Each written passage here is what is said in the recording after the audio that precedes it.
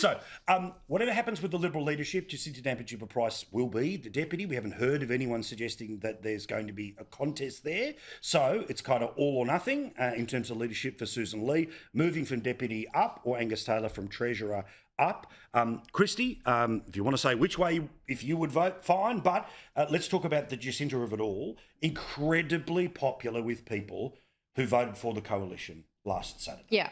And clearly somebody who is effective and can reach beyond that number, as we saw when it came to The Voice. So I've got to say, I like that either way, when it comes to a leader, that you're going to have a person who can sit in the man cave or go on Q&A and be just as persuasive.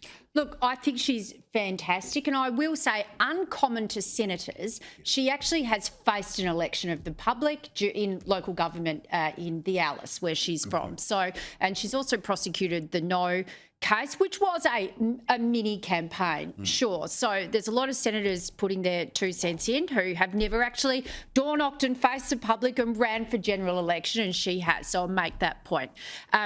Look, I will also make the point, to be devil's advocate here, being in Parliament 3 years, not in the Liberal Party, and taking on the role of deputy leader is a really difficult cultural bridge to cross. Sure. Deputy leadership is about the factional issues, the dealings, who's upset with who's jostling for promotion, issues within the wider coalition diaspora, and the deputy leader, whomever it may be, is going to have to take a significant role in working with the federal director in that root and branch restructure of the party. And someone with no cultural history of the Liberal Party, I think that's a really, big bow to draw. That's all I'll put there. That's a risk, not taking away from what a wonderful politician she is. And this is the thing, right?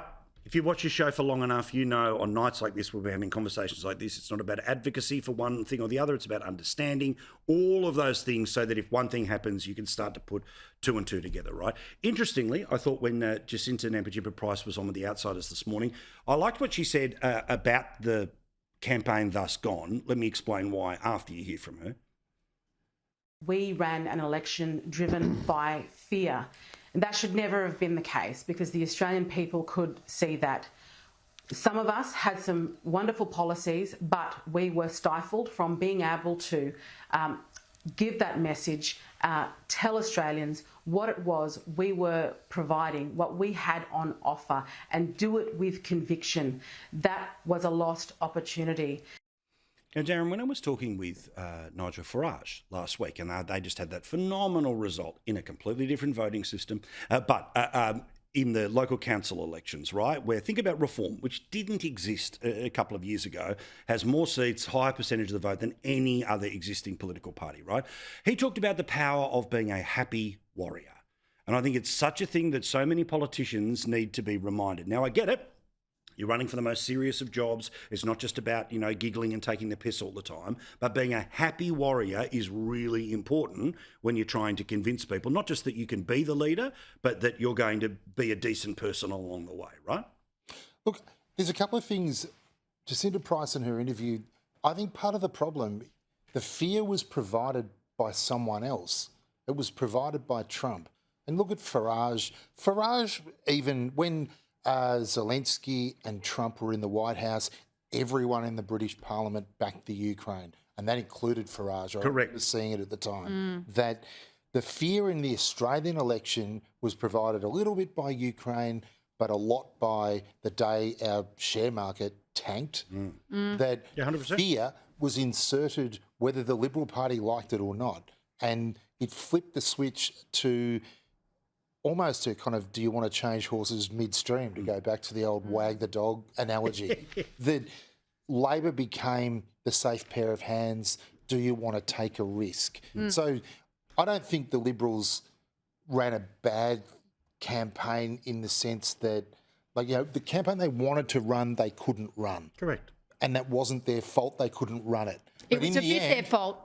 No, hang on, I'm going to change that a little bit. You've got to be adaptable, but the campaign that they had designed in the end, they couldn't run it. Correct. Well, as we And showed, fear was a factor, whether you like it or not. I mean, as I showed everyone last week, right?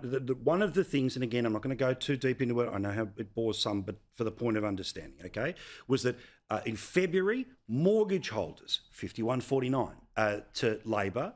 Then the first of the interest rate cuts 50-50'd it. Then the stock market stuff in relation to tariffs and also the Zelensky stuff started to push it 51.49, and then obviously it ends up at 55.45, which of course was the wider. And tax cuts too, which well, inexplicably a Liberal Party didn't back tax cuts. I know what they did, and they went to 15 petrol stations, but it gave people the idea that momentum was shifting. Life has been difficult, but it might be going to get a little bit better. And the rate cut came in. And the rate cut, the rate cut, Paul mentioned the rate cut, also the rate cut and the tax cut, they both just gave people a bit of hope. And that's where you get back to that happy warrior stuff, that Albanese, to his great credit, ran an incredibly positive, upbeat campaign, and he looked like he was on top of his brief. And 3 years ago, he was a bit shakier, but he looked in charge and in control, and that worked for him.